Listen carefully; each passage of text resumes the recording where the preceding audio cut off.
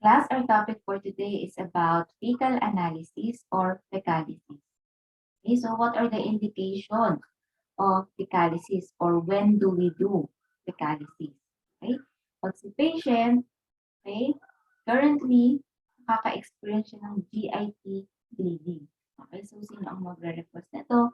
Of course, the doctor. Okay, the doctor will ask the patient to proceed in the laboratory to do fecalysis. Okay? Or baka naman si patient, meron siyang liver or biliary duct obstruction. Okay? So makikita rin natin yung abnormality sa stool ni patient pag nakaka-experience siya ng ganun. Okay? At the same time, with your maldigestion and malabsorption. Or baka naman si patient, meron siyang pancreatic diseases or inflamed yung kanyang GIT. Okay? Or syempre, yung pinakamadalas na dahilan kung bakit nagpapapicalisis si patient is kung meron siyang diarrhea. Okay? And sometimes si patient meron din siyang tinatawag na steatorrhea. Later on, we're going to discuss about steatorrhea. Okay? Or na-discuss siya sa ating lecture. Class take note, si fecalysis, madalas kasama po siya sa pre-employment requirement. Okay, so bago ka ma-hire sa isang company, you have to do fecalysis and other laboratory tests. Okay, and same with APE or annual physical exam, yung ating mga employers, okay, nag-undergo yung kanilang mga employees ng APE at isa sa mga test na yon ay fecalysis. Okay. So, class sa laboratory, pag nakapunta kayo sa real clinical laboratory, mapapansin nyo, sa clinical microscopy at si parasitology, madalas magkasama po yan. Okay, kasi di ba class na na-discuss sa parasitology, di ba gumagawa rin kayo dun ng fecal smear, okay, para makakita kayo ng parasite, okay, or yung egg ng parasite. Okay, same lang din po yun sa clinical microscopy fecalysis. Okay? Pero na lang class, syempre, kung yung thesis mo, nagre-require ng gram staining, syempre sa microbiology area. Okay? So, let's start. So, first, let's proceed to the stool collection or the specimen collection. So, class, ano yung required na size is pea-size lang po. Okay? So, class, I assume familiar kayo sa container na to. Screw cup and meron siyang spoon, okay, sa loob. So, itong spoon na to, okay, yung size ng spoon na to, enough lang po yan para doon sa pea-size na stool na i-collect ng ating patient. Okay, ganun lang po dapat kadami.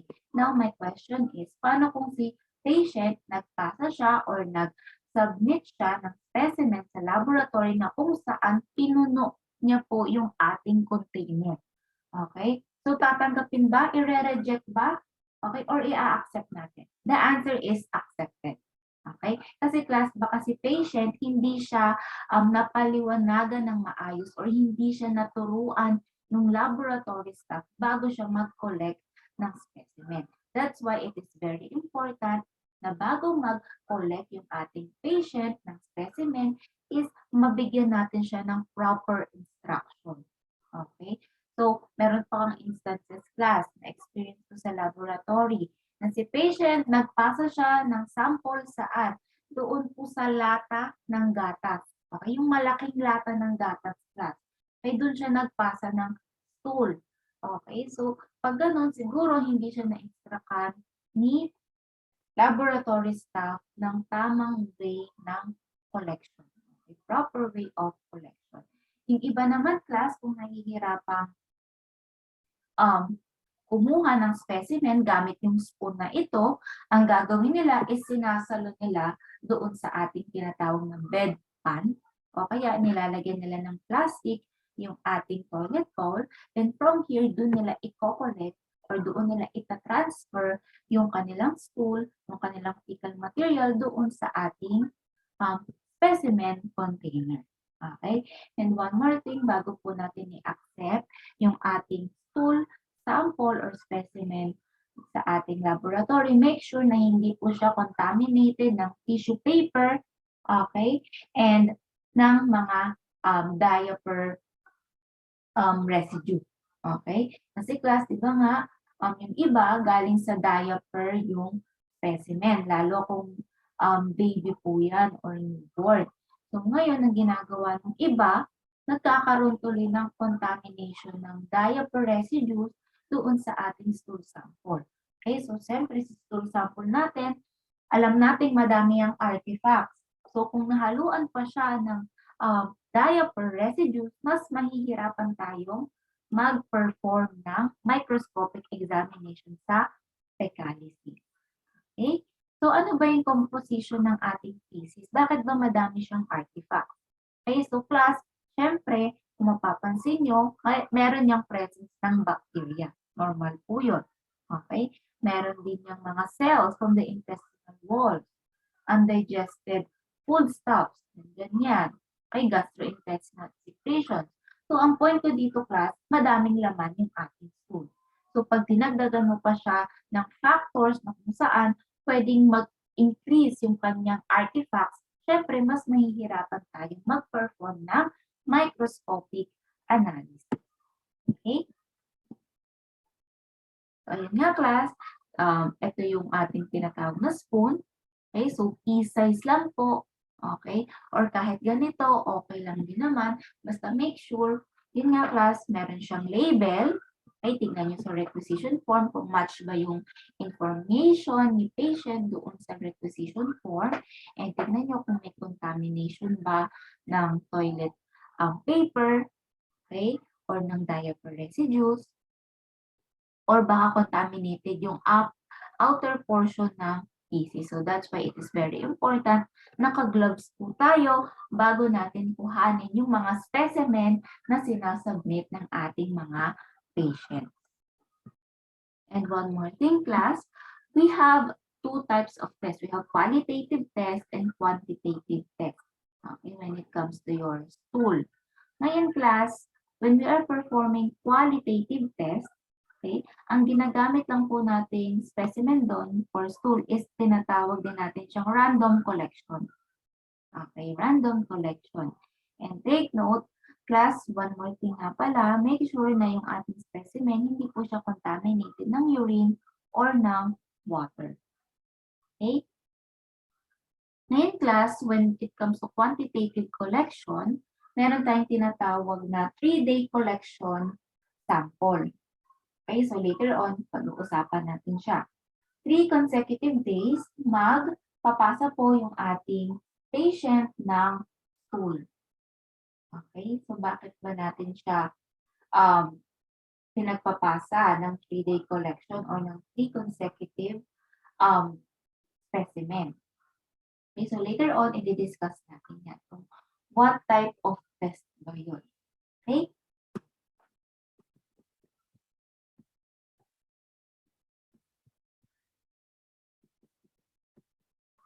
Okay, so now let's proceed to the 3 parts of your routine fecalysis. Okay, number 1, we have macroscopic examination. Number 2, we have chemical. And number 3, we have microscopic examination. So familiar siya, class, no? Para lang siyang routine urinalysis, no? Okay, so the first one is macroscopic examination. So in here, we're going to examine for the stools, color, okay, and form and consistency. Okay, so take note when we are examining the stools, color and appearance, okay, we are pertaining to its form and consistency. Okay, pag sinabi natin color and appearance of the fecal material, we are pertaining to its form and consistency. Okay? And syempre, ina-note mo rin kung meron bang presence ng mucus, okay, blood, and pus. Okay? So, dapat i-note mo rin yon sa appearance ng stool. I-note mo rin yun sa result na ibibigay mo sa doctor. Okay? So, number 1 is the color. The normal should be brown. Okay? So, yun po yung normal na color ng ating stool. It is brown. Next one, pag si patient ay meron siyang stool na kung saan it is color red, okay, pwede nating sabihin na si patient is currently nakaka-experience siya ng tinatawag na condition na hematochezia. Okay, hematochezia. Okay, yun po yung tinatawag natin sa stool or sa condition na kung saan yung specimen or yung stool ni patient is color red. Okay?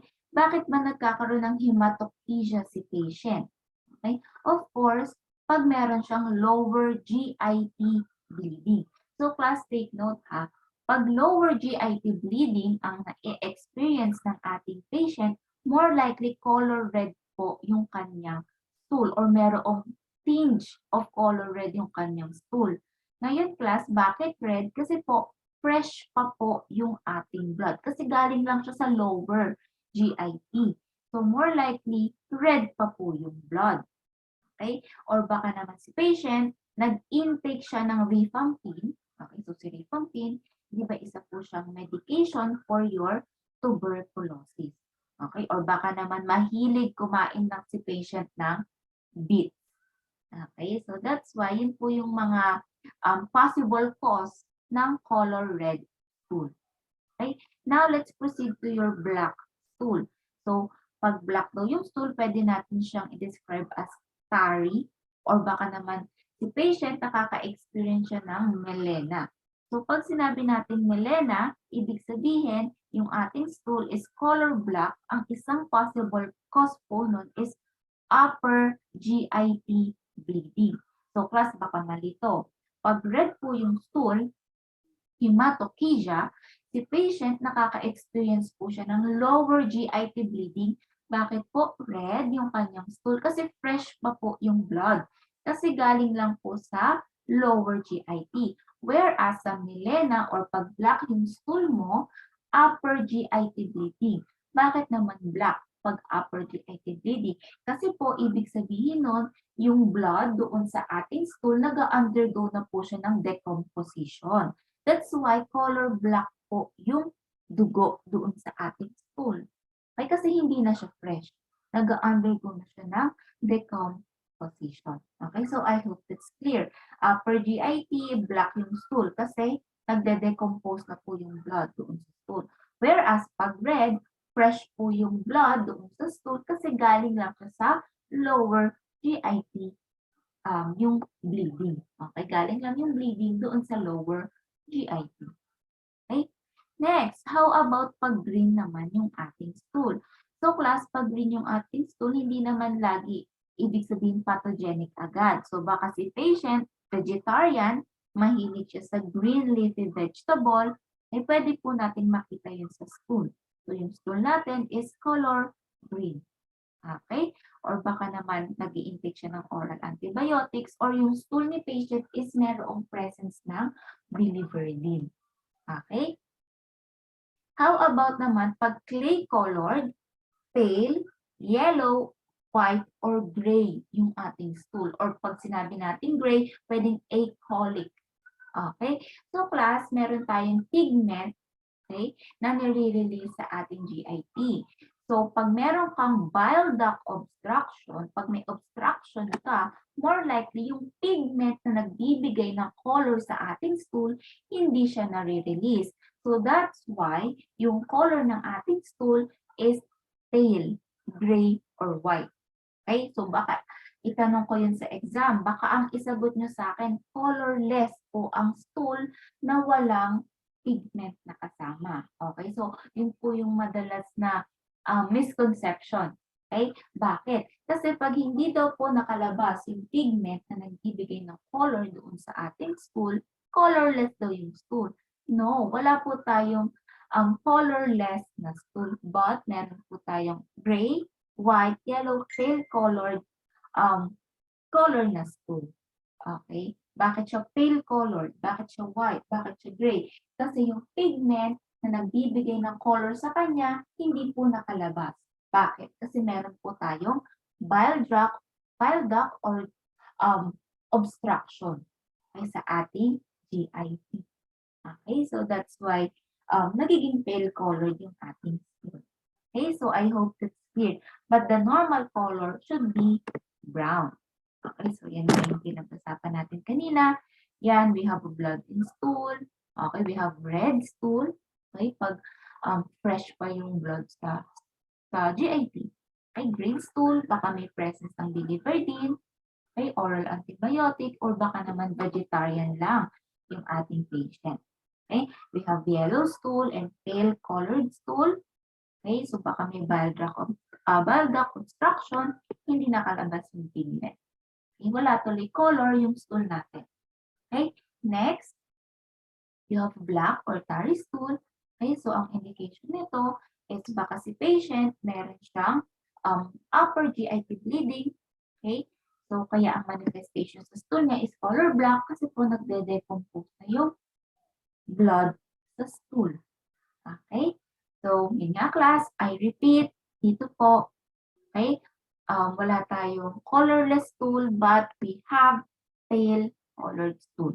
Gray, white, yellow. Okay, ganun po yung mga color ng stool or clay-colored stool. Okay, pag walang pigment. Okay, so ito nga class yung sinabi ko kanina, ganito po yung color ng stool na sinasabi nating tarry.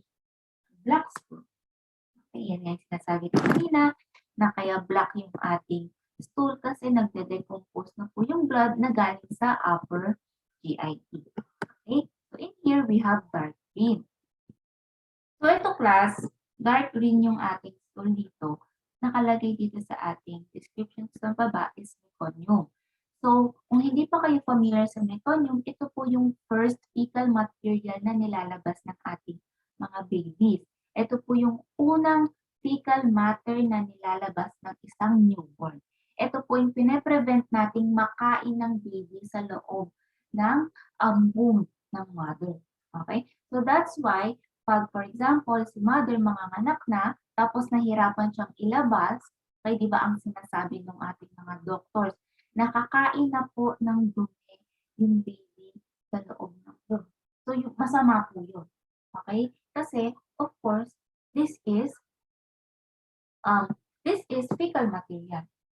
Okay? So dapat hindi po siya makain ng ating newborn.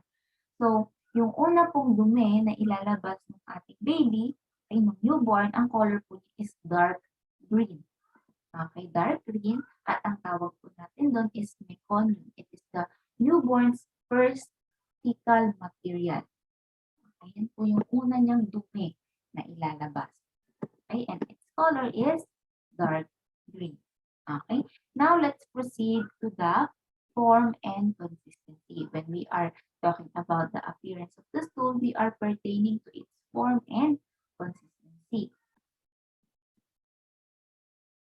Okay, so the normal should be formed. Okay, when we say formed, yung ating form ng ating stool, it means it is neither watery nor excessively hard. Okay, kasi pag sobrang watery yan, si patient baka nag-undergo na or currently nag-experience siya ng diarrhea. Whereas pag excessively hard, si patient naman currently nag-experience siya ng constipation. Okay, so ang normal should be formed. Okay, it is reported as formed, semi-formed, formed, and well-formed. Okay, so class, ito kasi ang consistency ng ating stool, okay, it has something to do with our state of hydration. Minsan, okay, it has something to do with our state of hydration. Okay, so pag hard, ibig sabihin constipated. Pag watery, nag-experience naman ng diarrhea si patient. Okay? So, ganyan lang natin siya nare-report. Okay, so class, dun sa mga laboratory na kung saan nakapag-work na ako, ganito lang talaga namin siya nare-report. Okay? Titignan namin kung soft, semi-formed, formed, well-formed, hard, or watery. So ngayon, baka nagtataka kayo, ma'am, paano nyo naman nalalaman kung soft ba yan, hard, or watery? Titignan nyo lang ba? Siyempre, class kasi, later on, or I assume, alam nyo na direct fecal smear. Di ba class, pag nagda-direct fecal smear tayo, okay, kukuha tayo ng portion ng stool. Okay, so in that point, pag kumuha tayo ng portion ng stool, malalaman mo na yung consistency niya. Okay, for example, meron kang sterile stick or meron kang sterile sample collector. Okay? So, kukuha ka, okay, ilalagay mo doon sa ating slide. Okay? Malalaman mo kung ano yung consistency niya. Okay, kung soft ba siya or hard, kasi nga kukuha ka ng portion. Okay, so from that point, malalaman mo kung ano yung consistency ng stool mo. Okay, so in here class, meron tayong tinatawag na Bristol stool chart or Bristol stool scale. Okay, so ano daw ang normal? I just want to emphasize, ano ba yung normal? Type 3 and type 4 are the normal. Okay? So, paano daw natin siya i-describe? Sausage shape with cracks in the surface. Okay? Or type 4 like a smooth, soft sausage or snake. Okay? Normal. So, ito class, ito yung mga easily passing na type of stool. Madali siyang mailabas. Okay? Kasi okay yung hydration status ni patient. Okay? So, yan class. Diba? Ito class, diba? Minsan dinidescribe natin itong type 1 as goat droppings. Okay? Mukha daw siyang goat dropping. Okay? So, severe constipated si patient. Okay?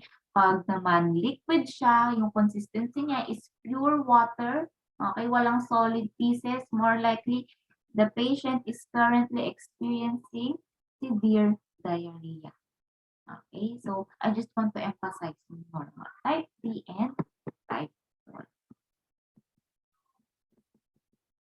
Okay, so now class, let's proceed to the chemical test of the feces. Okay, so class, we have occult blood, quantitative fecal fat testing, we have fecal hemoglobin, fecal enzymes, and fecal carbohydrate. Okay, so yan po yung ating mga i-discuss na test when it comes to your chemical testing of feces. So class, no, yung mga parts ng ating routine fecalysis is para ding routine urinalysis. Okay? They have both 3 parts. Okay? They have both 3 parts. Okay? Same din. Okay na? We have macroscopic, chemical, and microscopic. So now class, let's start with your occult blood. Okay. So to class, when we say fecal occult blood test, pag sinabi natin occult, it means hidden. Okay, or remember that, always be reminded of that term, occult. Okay, kasi madalas po siyang itanong sa exam. Okay, what is the meaning of the term occult? It means hidden. Okay, so occult blood means hidden blood. So bakit ba tayo nagpe-perform ng FOBT sa ating mga stool? Kasi class, meron tayong condition na tinatawag na, di ba meron tayo kanina, upper GIT bleeding and lower GIT bleeding. Yun class, nagmamanifest yung blood sa stool. Ibig sabihin, madaming blood yung na-produce dun sa bleeding. Ito class kasi, pag meron kang tinatawag na colorectal cancer, okay, meron kang minute amount of blood. Okay, ano ibig sabihin ng minute? Sobrang konti, hindi siya pwedeng makita. Okay, gamit yung naked eye. So, we have to perform chemical test. Okay, so itong test na to is a screening test for your colorectal cancer. Okay, so class, dapat yung mga mommies natin, daddies natin, okay, yung mga grandparents natin, pag dumating na sila sa age 45 and above, or I don't know if I remember it right, 38 and above, okay, dapat magpa-examine na sila ng FOBT, at least yearly sana. Okay, annually, dapat kasama po ito sa kanilang physical exam. Kasi class, di ba yung mga grandparents natin, meron silang annual physical exam din, di ba? Yung overall, pinapacheck nila from yung blood test, x-ray, okay? So, pinapacheck nila. So, dapat i-include natin yung FOBT. Kasi, as we age, tumataas po yung chance ng ating colorectal cancer. Okay? So, that's why dapat kasama siya sa tinitest natin yearly doon sa ating mga elderly relatives. Okay? So, the normal amount of blood found in stool, okay, should be 2.5 ml per 150 grams of stool. So, significant na po, okay, pwede na siyang sign ng colorectal cancer pag more than 2.5 ml per 150 grams of stool yung makita sa ating fecal material na amount of blood. Okay, di ba sobrang konti lang nun? So, hindi siya magmamanifest sa color ng stool. So, that's why you have to perform chemical exam. So, ito class, ito yung ginagamit natin fecal occult blood test. Okay? So, you have to have 2 samples from different parts of 3 stools. So, paano yun? Okay. So, class, paano ba tayo nagko-collect ng specimen for FOBT? So, class, si patient, magpapas po siya or magsasubmit siya ng stool sample for 3 consecutive days sa laboratory. Okay? So, 3 araw, magpapasa siya ng fecal sample. Tapos, class, for example, sa day 1 na stool na pinasa niya sa loob ng laboratory, from that day 1 sample, kukuha po si medtech doon ng 2 sample from different part ng sample na yun. Paano different part? Pwedeng si medtech kumuha siya ng stool doon sa upper portion and doon sa lower portion ng stool. So, meron ka ng 2 sample. Okay? From the different parts of the stool. Okay, dun sa day 1, na pinasa niya na stool, kukuha ka ng 2 sample for that 1 sample. Okay, dun sa day 1 sample ni patient, kukuha si medtech ng 2 sample from the different part. So, pwede yung first sample niya is galing dun sa upper portion, then yung second sample naman, kukuha si medtech dun sa lower portion. So, meron kang 2 sample from the day 1 sample. Okay, do you understand? Okay? So, ganun din. Sa day 2 sample na pinasa ng ating patient, doon sa day 2 specimen, kukuha ulit si medtech doon ng 2 sample from different parts. Pwedeng sa gitna this time, then doon sa underneath. Okay? So, it depends sa medtech. As long as dapat different parts. Okay? So, same with dun sa ating third sample, dun sa ating ika-third day, kukuha ulit si medtech ng 2 sample from different parts. Okay? Pwedeng sa lower portion, sa gitna, or pwedeng sa upper portion.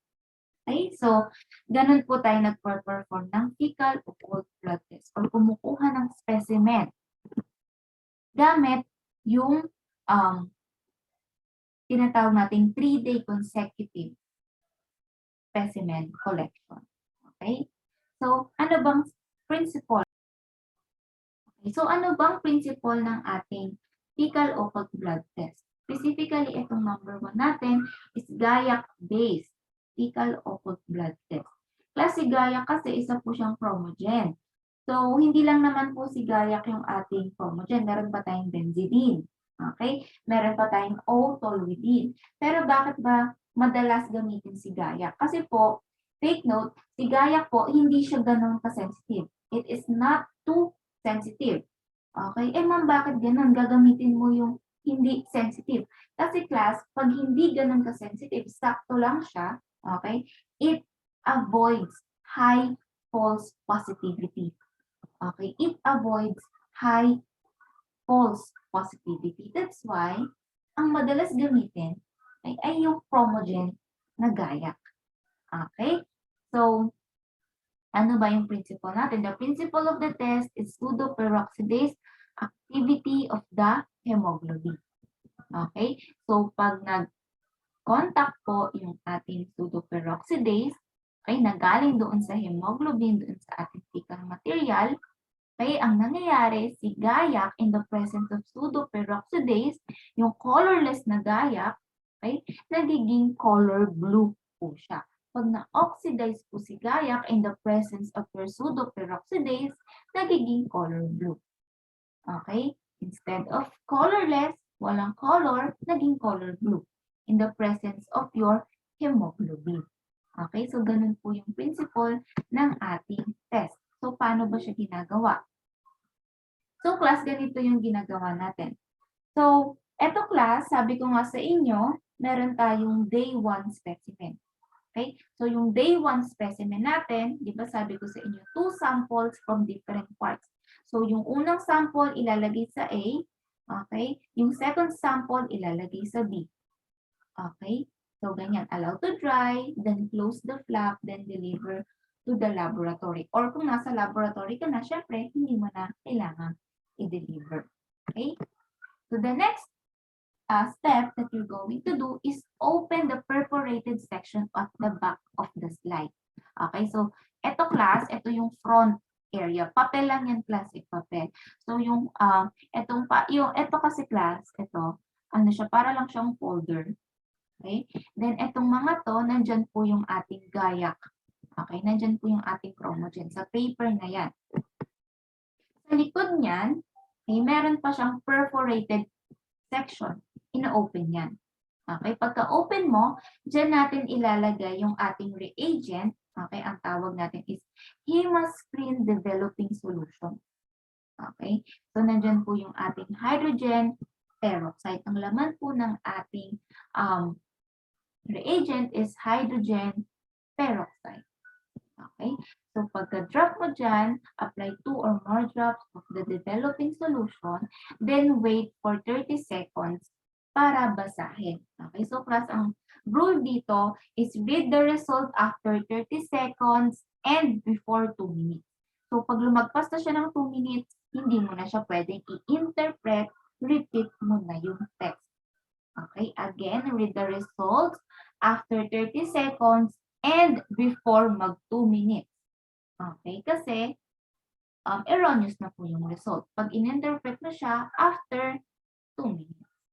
Okay, so the positive result is color blue. Okay, kasi may presence po na hemoglobin.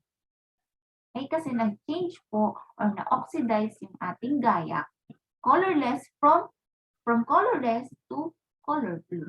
Okay, so ganyan po natin ginagamit or ginagawa yung ating gayak-based fecal occult blood test. Though, sabi ko nga kanina, meron pa po tayong ibang chromogen na ginagamit for your FOBT. Okay, so si gayak, ginagamit lang natin siya because hindi siya ganun ka-sensitive.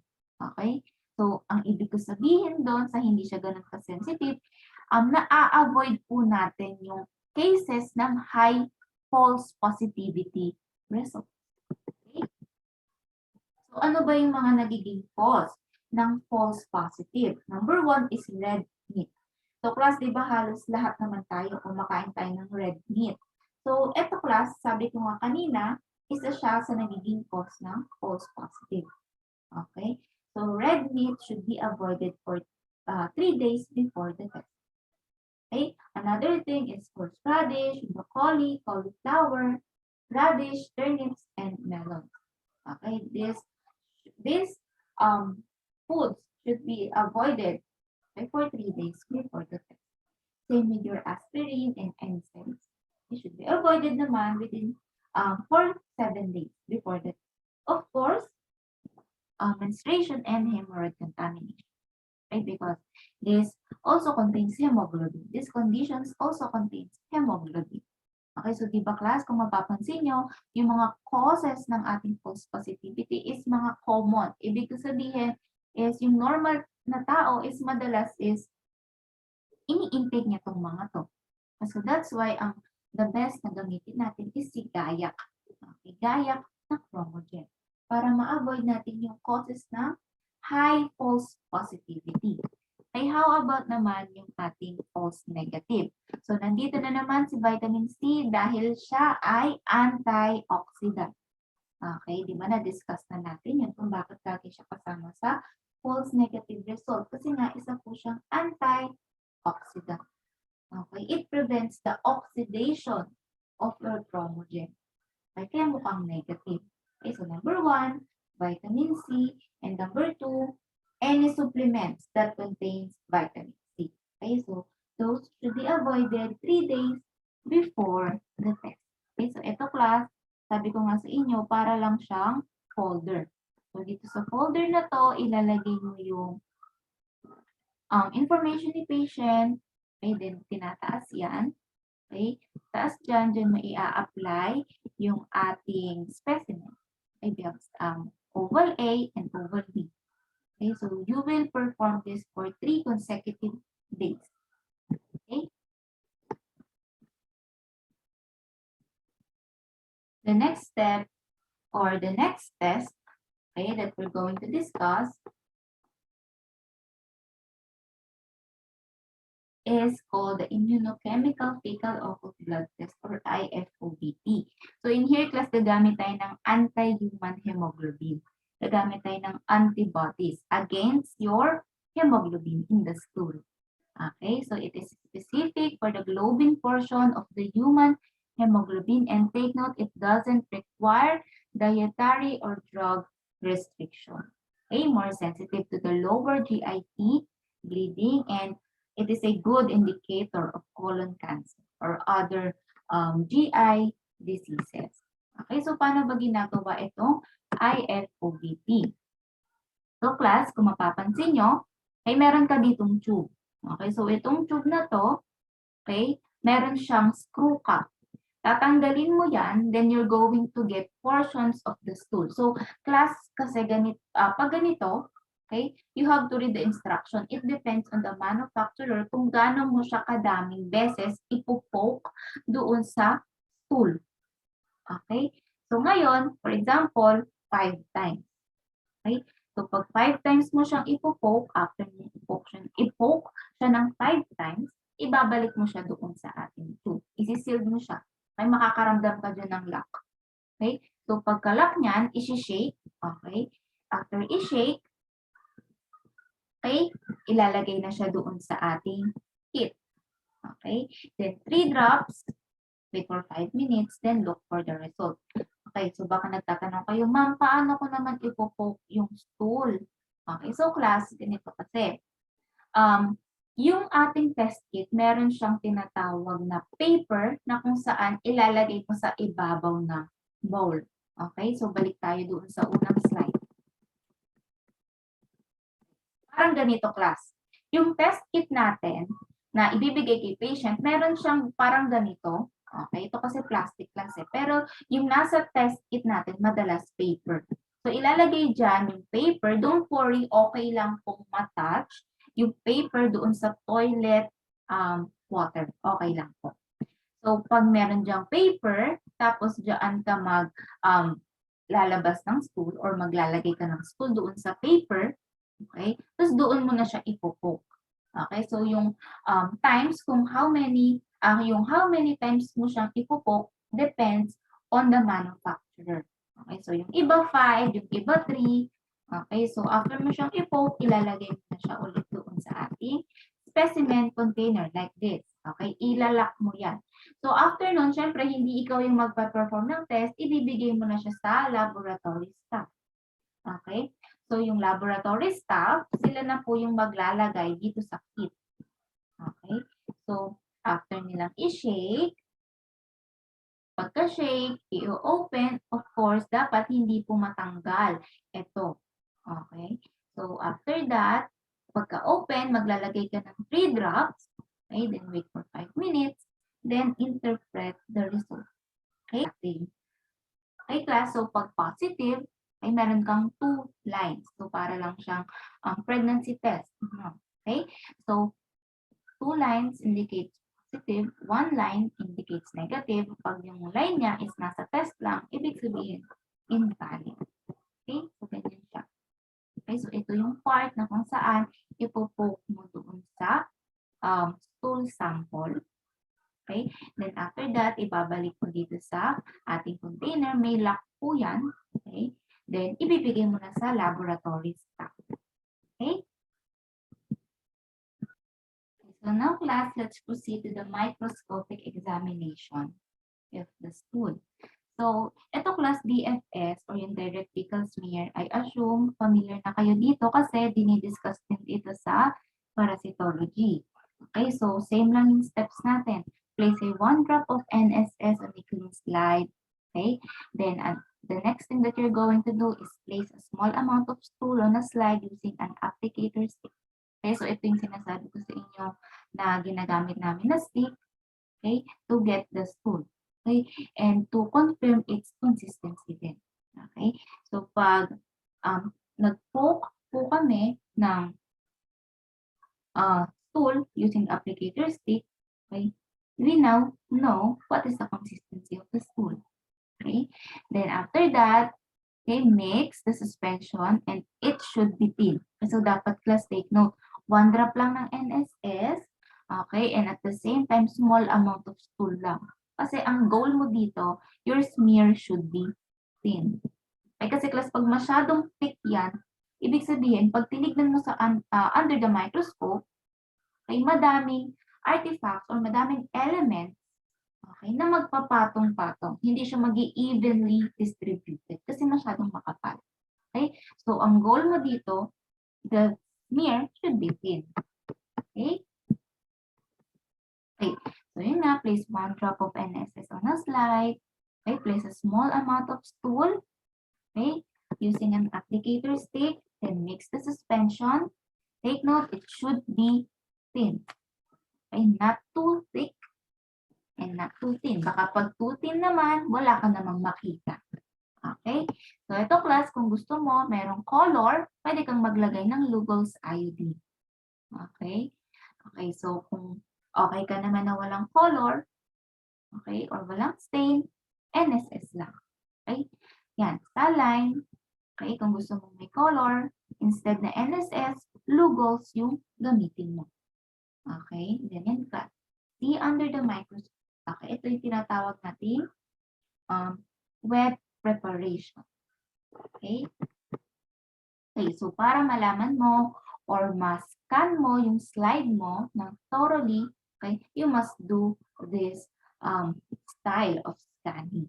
Okay, ganito siya. So para wala kang makaligtaan na portion doon sa smear mo. Okay? So na-scan mo siya thoroughly. Okay? Okay, so ano ba yung makikita natin pag sumilip tayo sa ating smear, fecal smear? Okay, so may parasites, okay, cells with, we have their RBC, WBC, or in some cases, meron din tayong yeast cells. Okay, we have crystals, okay, yun nga yung tinatawag natin charcot-laden crystals. And later on, we're going to discuss about that.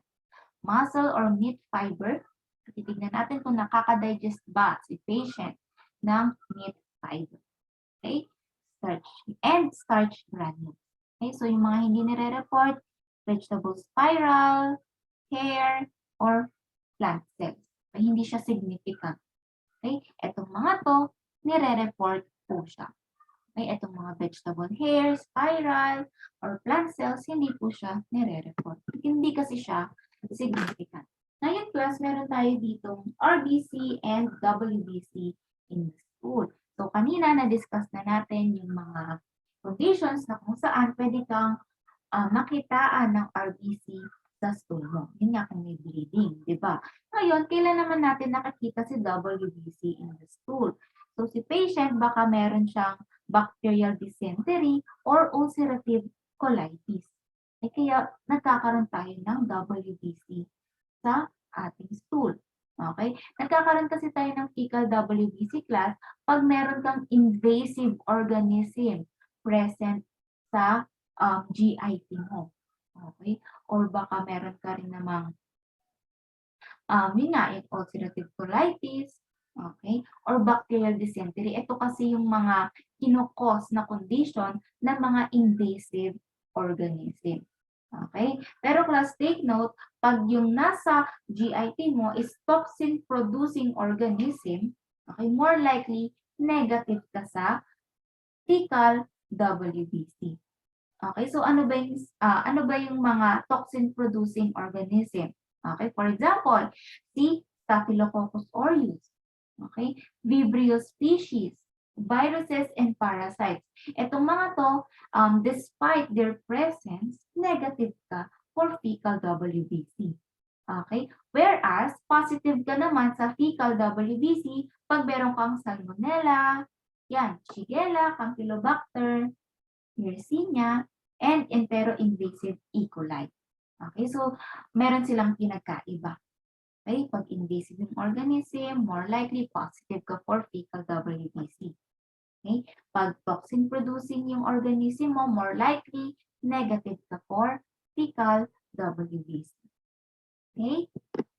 Okay, so yan class. You have your RBC and you have your WBC. Yan. Kitang-kita naman yung ating mga granules.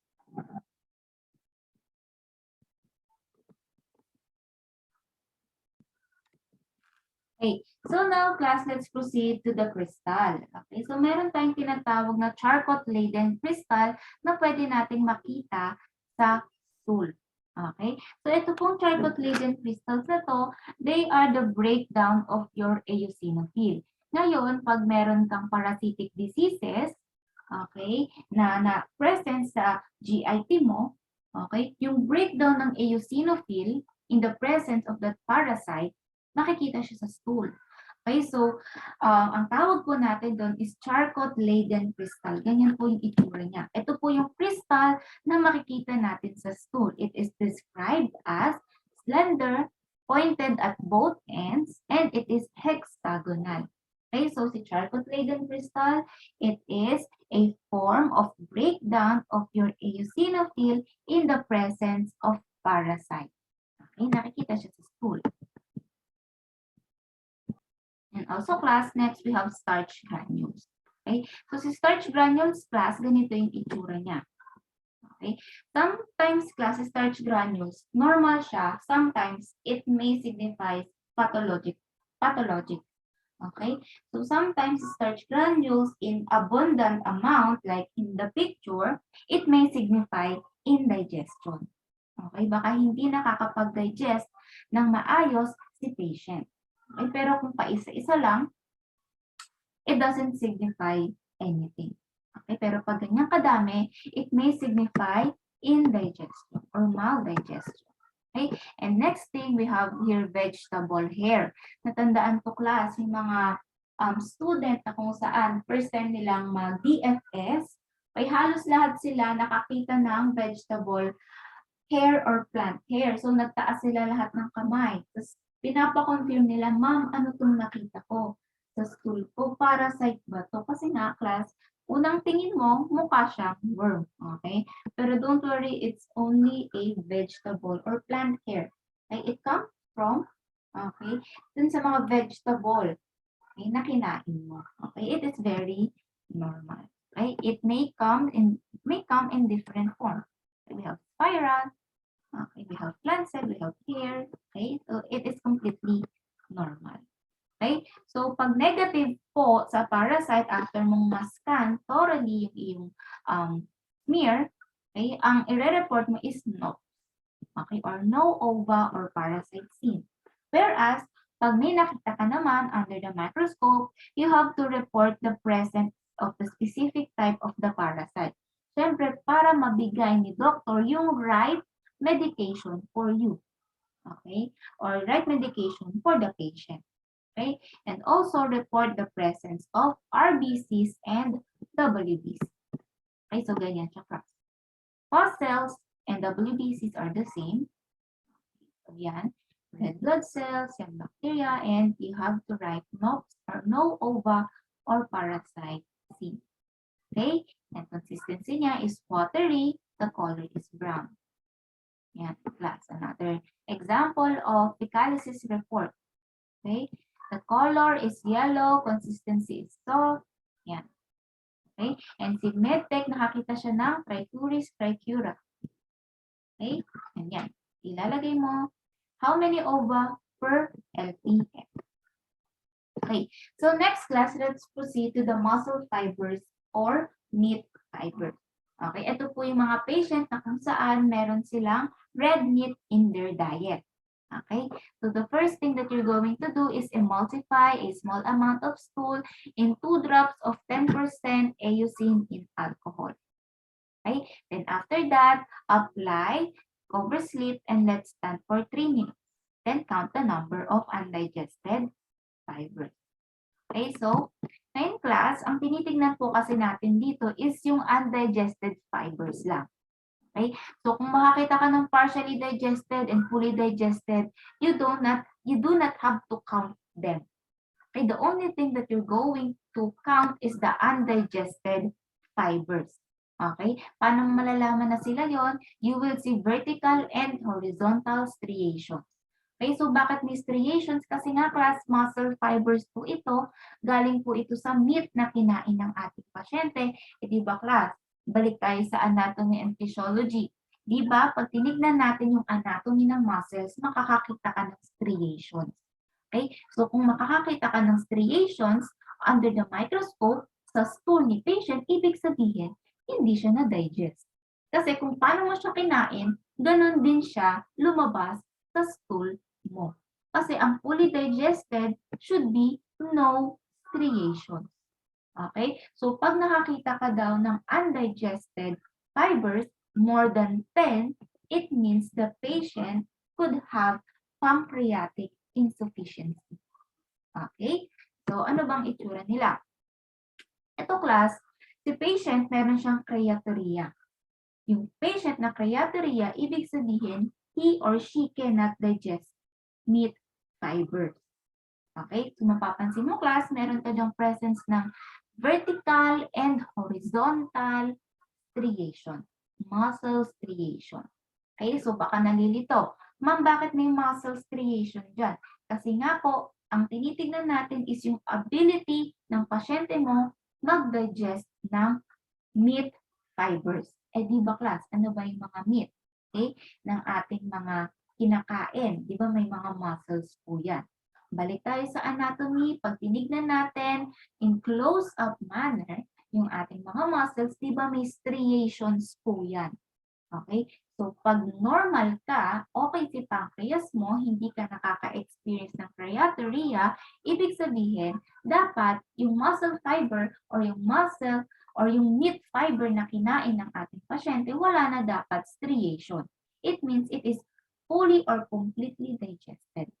Okay, whereas in this patient, okay, mapapansin mo, meron siyang vertical and horizontal striation, it means meron siyang undigested meat fiber.